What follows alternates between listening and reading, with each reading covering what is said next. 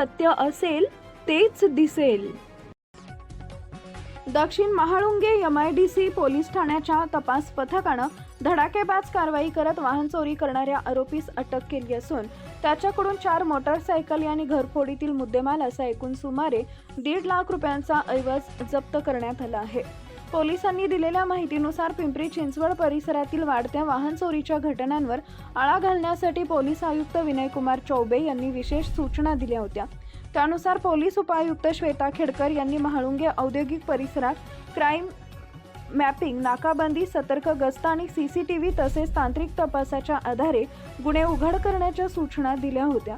वरिष्ठ पोलीस निरीक्षक विजय धमाळ यांच्या मार्गदर्शनाखाली तपास पथकानं भोसरी येथील ठाण्याकडून निष्पन्न झालेल्या आरोपी प्रकाश तेज विश्वकर्मा वय वर्ष 20 राहणार चक्रपाणी वसाहत भोसरी मूळ राहणार नेपाळ याला एरवडा कारागृहातून ताब्यात घेतले.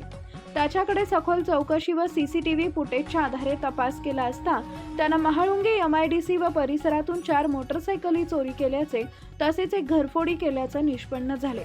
पोलिसांनी आरोपीकडून Yamaha FZMH 14FW 4277, Splendor MH 14JB 6379, Honda Shine MH 14BP 1650 आणि होंडा शाईन MH 12 RD 3302 अशा 4 दुचाकी जप्त केले.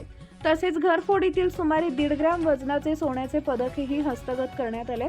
जप्त मुद्देमालाची एकूण किंमत सुमारे 1.5 लाख रुपये आहे. या प्रकरणाचा पुढील तपास पोलीस करत आहेत.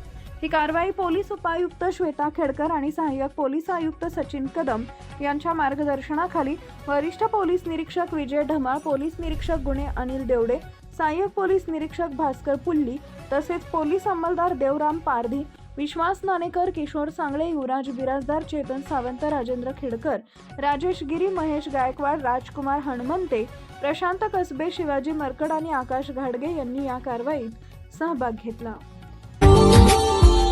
Subscribe now and press the bell icon. Never miss an update.